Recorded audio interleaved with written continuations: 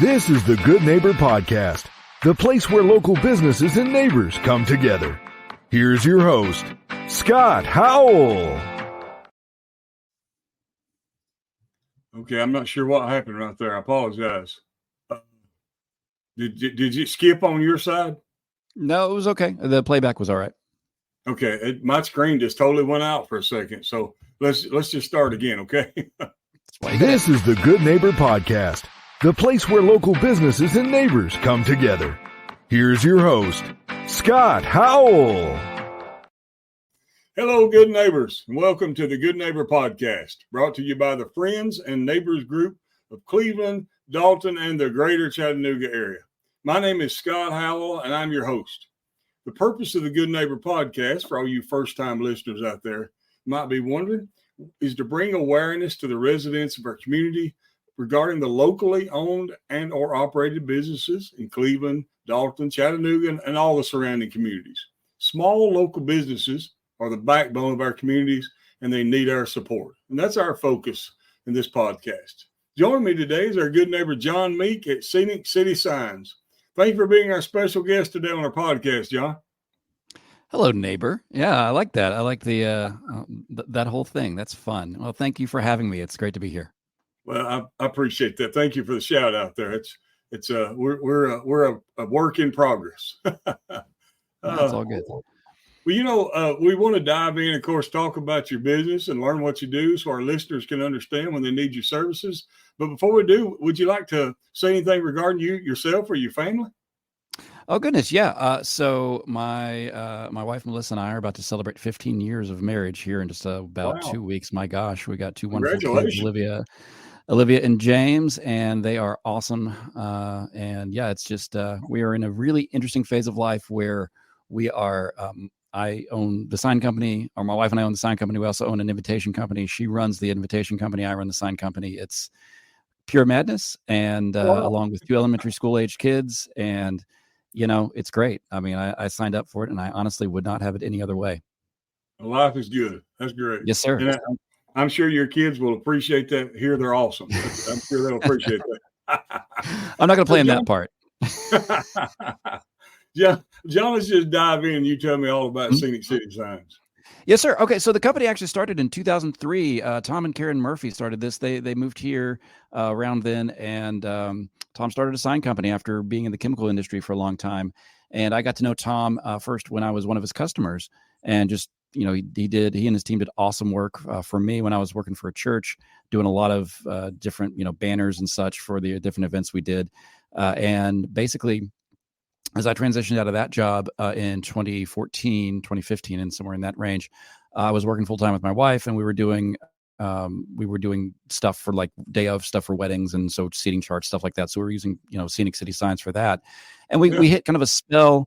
We hit sort of a spell in the end of 2018 where it's like, all right, we've grown to a certain point with the invitation company. We sort of hit a ceiling there. It's like I need to go do something else in addition, and so I reached out to Tom, and basically I had picked up some random hours here and there just, because I knew him, had a good relationship with him. But basically it worked out that at the beginning of 2019, I was able to step into a role here, first just as the design and print manager. So doing some design work, handling print and production, handling that kind of stuff. And then towards the end of 2019, beginning of 2020, Tom said, "Hey, I want to retire and go play golf." And I said, "Great, I want to help you with that, and I want to buy your business." That's awesome. Well, we made it. You learned the ins and outs, and you already knew they were a great company. So you got in there, you learned the ins and outs, and after a while, he let him go play golf, and you kept doing a great job, right? Yes, sir. Yeah, that's been it. Is we've worked to have a lot of continuity. And it helped that I had the background. I mean, I had a design background before, not formally trained in that. Just kind of fell into that as part of my previous jobs, and so I was able to do that, and then just. I mean, I describe myself as a very easily bored only child. So having a job where I'm doing literally different stuff at every different portion of the day, it's great. It's like some days it's all outdoor work and it's wonderful, especially days like today. It's just gorgeous outside. And then some days it's all office work and, uptight hand, detail work and stuff like that. Right. So yeah, it's good stuff. So yeah, we took over at the end of 2021 as we had to get through the pandemic first. Oh, yeah. Wow, and yeah. Yeah, there was a minute there where the only things we were printing were banners for the health department. Which, hey, glad we had that work. No complaints. But yeah, got through the pandemic, got the deal done, and so yeah, since the end of 21, my wife and I have been in charge of it, running it, and had some continuity of some team members over that time, and then we're just starting to add new folks and grow this thing and really really take it into its next chapter. Would you say that when going through the pandemic was a challenge of life, that looking back that you went, now that we're through it, you can say you're better or stronger for that? Yes, sir. And it made me actually pretty thankful to be in a business that serves other businesses primarily. Because you think about, like, everybody kind of needs signs, Yes. I do some of these networking events or organizations. Yeah. And whether it's somebody there who's a building owner or somebody there who is a contractor, who's, the contractor might be trying to get business from the building owner. I'm trying to get business from both of them, Yeah. And it's a good business to be in, where you can serve a lot of different people. You can do a lot of different things, and you're not beholden to any one vertical. Like, when the tourism and restaurant industry took a real hit here during COVID, and even like some of the local parking companies are customers of mine, and when they all took a hit too, because the tourism was down, and so those took a hit. But we had these other places where we were plugged in, these other contacts, we had these other industries, we had our what, toes in the water, I guess. I don't know. The metaphor is escaping me there. It's 2:00 on a Monday. Well, I can only be so interesting. Right. Yes, exactly. I can only be so interesting at 2:00 on a Monday. But anyway, we were in these other industries and had contacts there. And so we're able to stitch together enough business to keep the thing rolling. And that was definitely a very enlightening experience over that scope of time. Yeah. It was a tough time for a lot of folks, yes, except for the people I talked that were in the construction industry or the real estate. They said it was a great time for them because many people were moving, getting out of these states that were so restrictive and moving to less restrictive areas. So, yeah, but exactly. You mentioned, no, go ahead, John. I was going to say that one of the big ones for us has been the construction industry, and with the explosion of home building around Chattanooga. Just working with builders, working with realtors, working with teams, doing, all sorts of stuff. Like, these new neighborhoods that are going up. There's, some of these folks are doing everything from the coming soon sign that goes out front, 3 years before or 2 years before the thing's done, all the way to we're working with another company to do the monument signs that go in after it's there, So, those kind of things are great. You build these long-term relationships with these companies. And I really, look, I said before, I worked for a church. I'm not one of those people that pretends that every business is a ministry, but honestly, I try to treat people well. I try to, come into this, like, I think about, again, worked for a church. So I'm going to use a church example. The Apostle Paul was a tent maker. And I'm wondering, man, how many times was he making tents and just like talking to folks and working out his messages and his letters and talking that way, all these thoughts that come bubbling out of what we see in the text. So anyway, I'm sure he was talking to whoever listened to him. That's for sure. Yeah, exactly. And it's the kind of thing, it's like, all right, well, how can I treat people well? How can I how can I build these relationships? How can I get to know these folks? And it's not, the paycheck is important. That's part of why we do this. But yeah, I wouldn't do all this, spend all this hours if that was all there was to it, Well, John, if you just focused on the paycheck and not how you treat people, you won't have a paycheck that's very long.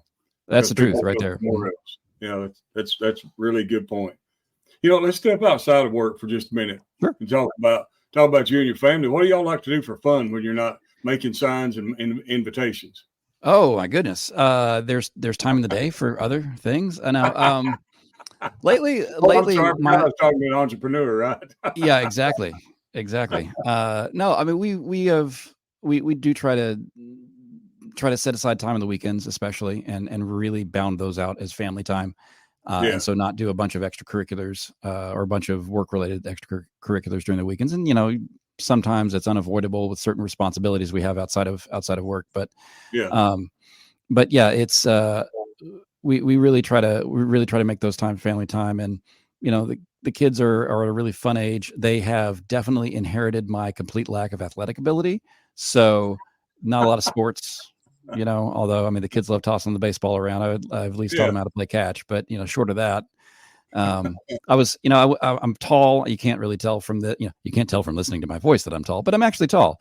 And when I was in middle school, I went to this small little Christian school. And they're like, "Oh, you're tall. You got to be on the basketball team." I was like, "Great, sounds good. Sign me up." I played for 2 years. I started once. I scored no points, no fouls, no nothing.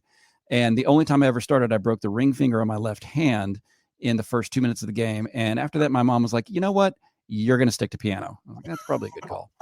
So we're a very musical family. Okay. My daughter want to play anything in the house. My son has shown some interest in drums and stuff like that. My wife has played some instruments as well.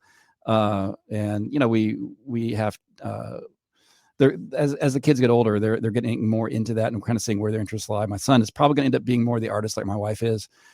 He does these incredible little like animated flip books, and I mean he's 7, so it's not like it's this detailed shading or whatever, but his little cartoon characters, you always know what's going on in their heads. Like his expressions that he draws for them are just great.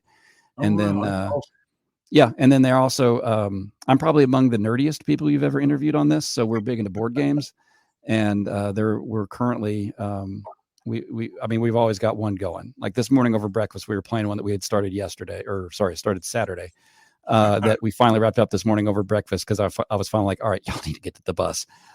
So some of the heavier weight things we get to do as well. So yeah, it's great. I love it. It's like whatever they're interested in, man. I'm like, all right, let's give it a shot. And see. So basically, what I hear is y'all don't have to go anywhere to have fun. You can just have fun at home. That's what it sounds like. We try. Yeah. That's it. Because the hours are so limited, and we do take. We're fortunate that we are able to occasionally take family trips places and, do day trips here and there. But yeah, we try to spend a lot of time together, try to limit, kids that age, of course, they're going to want to be on a screen all the time. So we try to limit that and try to get them to actually use their brains. And hopefully some of that sticks. I don't know, man. It's all an experiment. We'll see. If you see my kids on the news, I hope it's for a good reason, right? Yeah, right. I think it's awesome. You said you're a musical family. That's really cool. I always enjoyed that. I grew up, learning piano myself, played piano in church and all that. But, you mentioned your daughter, she can pretty much play anything. Is that what you said? She'll give anything a shot. And I taught her piano for a while. So I taught for piano for about 10 years. I spent a good chunk of my 20s basically like teaching piano, working on instruments and, doing recording, playing gigs, like that kind of stuff was how I made my money.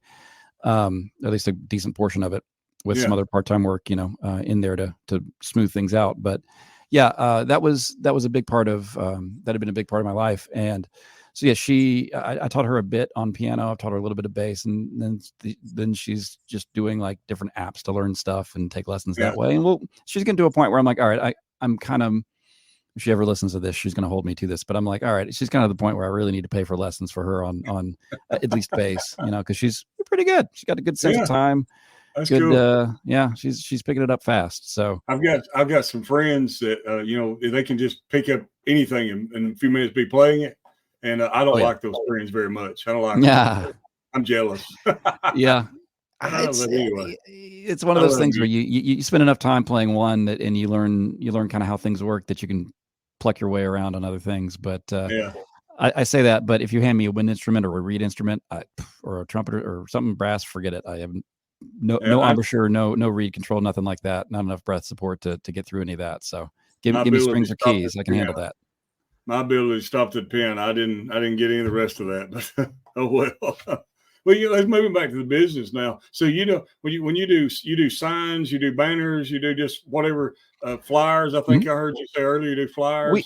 I mean, we do some of the small format stuff, but mostly the main and plain is signs and banners, and that includes everything from typical like realtor yard signs all the way up to rigid signs on the side of your building, or we do we'll do electrical signage as well. Window graphics. I mean, it's there are a lot of things that fall under the purview of a sign company, and so we say we're full service design and production. So that that includes like actually one of the projects I was just working on before I came in here was a plaque, for example. So we're able to do a lot with that. And I mean, that's one of the benefits of this business having been around so long, is that there's a lot of good partnerships that were built up over time, where if I don't do something in-house, I know somebody who does. I know they're going to do good work, and I know they're going to do it basically on time. These days, everybody's behind, everybody's stacked up. So we're always kind of, we're running to stand still, it feels like sometimes. But there's a lot of good relationships we have within the local, I mean, just local businesses and other local guys, where it's like somebody who has a great shop out on their property, but they don't want to deal direct with the customer. They just want to sit out there and cut stuff. It's like, great. I'm very happy dealing with the customer. I'm very happy, handling the concepting and coming up with how this thing's going to go together, and then handing it over to someone who can really run with the production of it and, hit me with some ideas and some pitch some things that make it even better. So that's wonderful. I love those kind of relationships. And I mean, those are a huge part of any business being successful, I think, but especially in a business like this, where you have to take something that's on the screen and turn it into a 3-dimensional object that has to exist, oftentimes has to exist outside and last. So always good to have those partnerships that can bring their expertise as well. Absolutely. Well, if there was one thing that you wish our listeners knew about your business, but they probably wouldn't know it unless you shared it with them, unless you told them, and you like to shout it from the rooftops, what would it be? Oh, one thing, man. These questions are always fun interview questions, because it's like you are overwhelmed with so many things. I think the one thing I want to shout from the rooftops is that we are locally owned, family owned. We are in Chattanooga. I mean, this is our home, and I changed the tagline of the business when we took over, and it says, "We create beautiful signs for the city that we love." It's intentional in every word, that this is the city that we love. We want to create signs that are, Chattanooga is known for its scenery. It's known for being a beautiful place to live. And obviously the surrounding areas as well. I'm very familiar with Cleveland. I went to school at Lee, so I lived up there for a while. And and you didn't smash the end interview button there, so I guess the Lee thing is cool. No. I know back in my day, I remember some locals weren't too happy with the Lee kids. Sorry, I probably didn't help with that. I was a little bit of a Yahoo when I was in college. Well, anyway, I have met a lot of people that Lee brought them to the Cleveland, Chattanooga area. That Lee is what brought them. I did an interview with a young lady. It was a young woman. She lived in Honduras. I'm sorry, Nicaragua. Apologize, Nicaragua. And Lee is who brought her here. So that's awesome. Yeah. I've heard some great stories from people in that respect. Yeah. Great school. Enjoyed my time there. I still have friends I met from there. So all good. But for the business, the one thing I want to stress is that we're not a chain. Like, if you see us posting pictures, it's stuff that we designed, we oversaw, project managed, like all that came through us. It's not stock photos. It's not something that some corporate entity sent to us, and we're just, we didn't license the name from someone else. Like, this is all us. And we really, really, really care about the quality, and we really care that it looks good, and it sounds silly, but it's like, you would be surprised. I mean, if you start, you get in this business for 5 minutes and you start looking around and noticing things, it's like, man, there are some choices made somewhere. And, I know that there are other companies in town that do excellent work and do have the same kind of attentiveness to detail and to caring about the thing just plain looking good. And that's great. I mean, I wish there were, more power to them. And I wish that there were more of us that were like that. Cause Chattanooga is gorgeous, and I love this area, and I don't, I want to do things that don't distract, things that are well designed and inform, that are interestingly constructed when possible, but, do things that are beautiful signs for the city we love. That's great. So if you're looking for a place to get a sign and a banner done that they care, stand behind what they do, Jon Meek at Scenic City Signs. So Jon, thanks for being on the program with us today. My pleasure. Man, it was great meeting you and learning all about Scenic City Signs. And to all the good neighbors of, Cleveland and Dalton and the Chattanooga area, after meeting Jon and learning more about Scenic City Signs, I know that he hopes you'll take a moment to consider all they have to offer and remember them when you need or want the products and services that they provide. Before ending this episode, I'd like to thank you all, the listeners, for taking the time out of your busy day to visit with us at the Good Neighbor Podcast. And always remember, support the locally owned and or operated businesses in Cleveland, Dalton, and the greater Chattanooga area. I wish I could have time to mention every little town and community, but we all know who you are and you're all important. So this is Scott Howell with the Friends and Neighbors Group. Everyone go out and make this a remarkable day. Thank you for listening to the Good Neighbor Podcast. To nominate your favorite local businesses to be featured on the show, go to gnpcleveland.com. That's gnpcleveland.com or call 423-380-1984.